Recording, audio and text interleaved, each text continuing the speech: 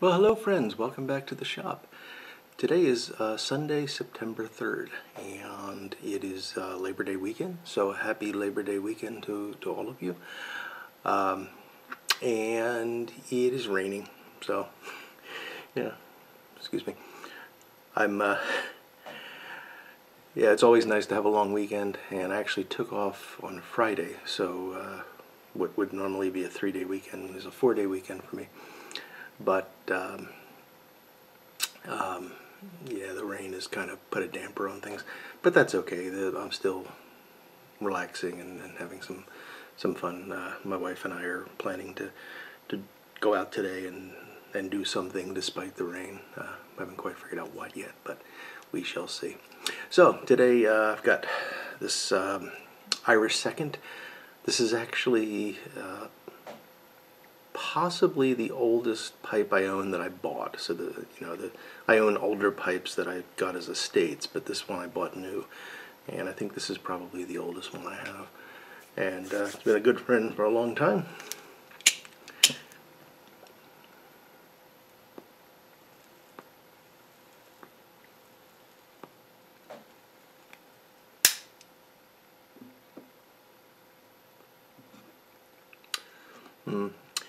And the tobacco that I am smoking is LJ Peretti Cuban Mixture, which I quite enjoy.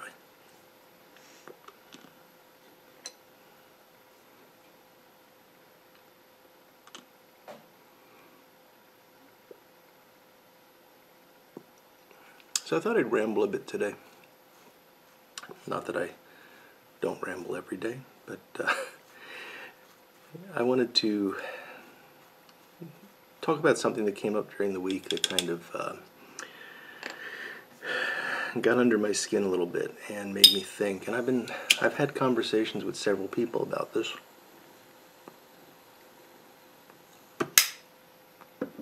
And I've been unable to really articulate the thing that's bothering me. So I doubt that I'm going to be successful with you all, but it's something to talk about on a Sunday morning. So.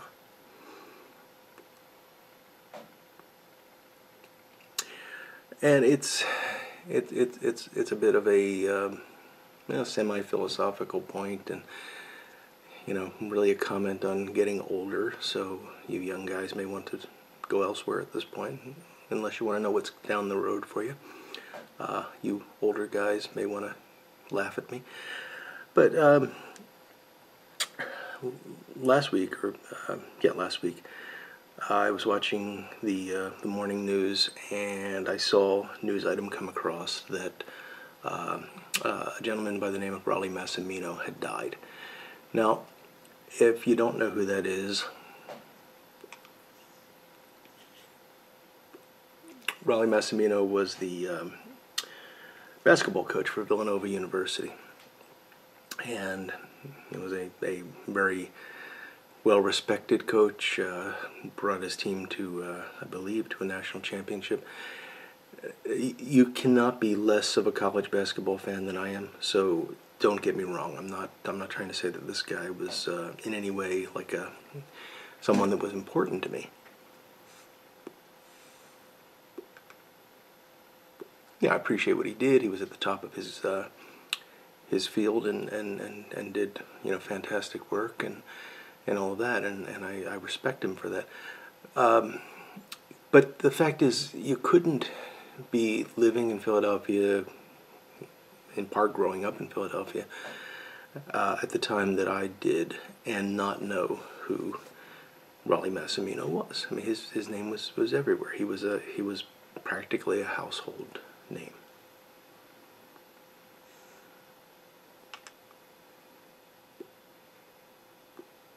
He lived to be, I believe he was 82 when he passed away last week. Unfortunately, he had brain cancer, glioblastoma, which is a fairly aggressive form, and that's ultimately what killed him. And what struck me was, when the news came out, my first thought was, wow, I've got to tell. And then I realized I don't know who to tell. I grew up in Philadelphia, but I moved away. I lived in Pittsburgh for, close to 7 years, I think. And then I lived in Atlanta for another 5 or 6. And then I moved back here to the Philadelphia area, but I'm out in the suburbs. And, really, I've lost touch with everyone that I knew in the city. My family moved away. They now live up in Vermont. I've got some extended family that I haven't just kind of lost track of, lost touch with over the years. And they're not the kind of folks I'm going to call up to talk about something like this anyway. I have really just one friend from like high school, grade school times, and he was, he is the absolute last person that you're going to talk to about any sporting event or any sporting news. He's a great guy. He just is not into sports at all. So I realized that I have nobody to talk to about this. And it bothered me because if this had happened, let's say 20 years ago, maybe 30 years ago, I'm dating myself a bit, but this would have been huge news. You wouldn't have been able to turn on the TV without seeing a story about this, and everybody would have been talking about it. And here, just the passage of time has made this less of a news item, and fewer people even know who the guy was. And I find myself in this odd situation where I've got nobody to even say, hey, isn't that something, to. And it reminded me, and this is where things get a little bit hard to explain.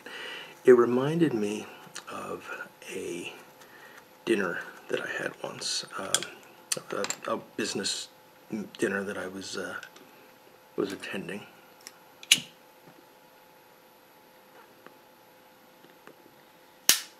And at that dinner, I was fortunate enough to be seated next to a gentleman who was a scientist. This was a science-related thing. He was a remarkably important person, and I won't give names or anything because he's, I believe, still alive.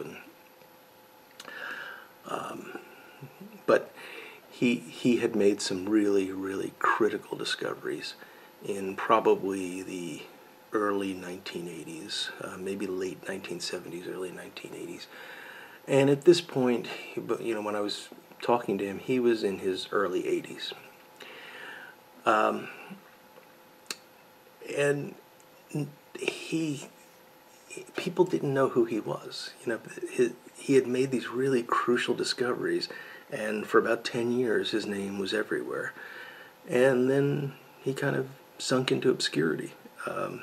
The newer, flashier stuff was what people wanted to pay attention to, not the old foundational stuff. But I appreciated what he had done, and I was really glad to be able to talk to him. And he was full of stories, full of stories about the old days of research science and what it was like. And I just love that kind of stuff. I'm really into the history of my area and all. And he would tell these great stories, and they all invariably ended with a statement along the lines of, "Yeah, but they're all dead now." And there was this sadness in him that I noticed, where he had outlived everyone that he had known, and he was actually quite alone in the world. Professionally, he had family, but from a professional point of view, he was rather lonely. And it struck me, it was something that I still to this day have remembered quite clearly. The look in his eyes, that faraway look, and the sadness in his voice as he was telling these otherwise entertaining and comical stories.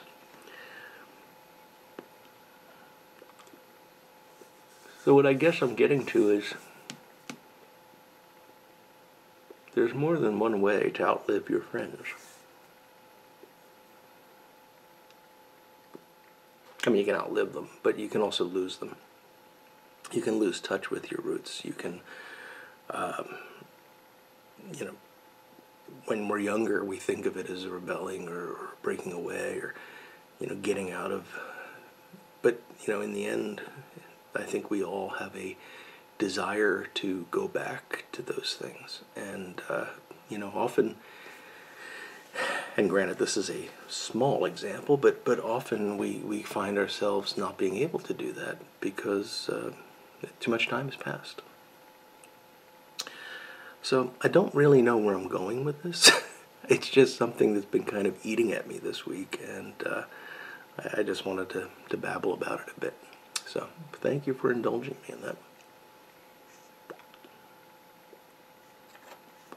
Cuban mixture is quite good.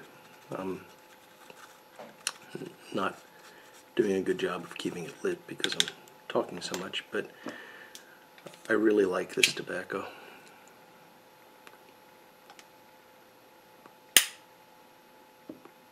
I have a review of it somewhere. And if you look into I have a playlist of just tobacco, not reviews, but impressions, and there's one in there for Cuban mixture. If you're interested in learning more.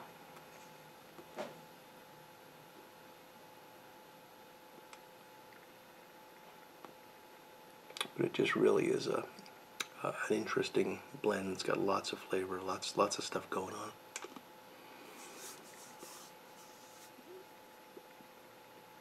So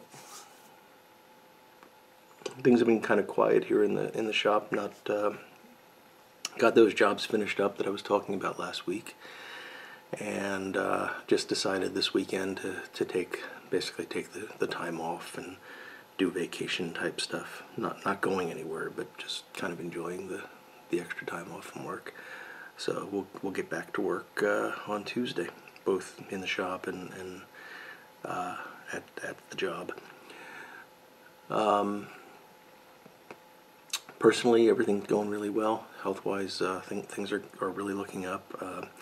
I've been doing a lot more exercise, so walking twice a day. I walk in the morning and in the evening, and that's been great. It's hard to get started, especially early in the morning, but I feel so much better after having done it.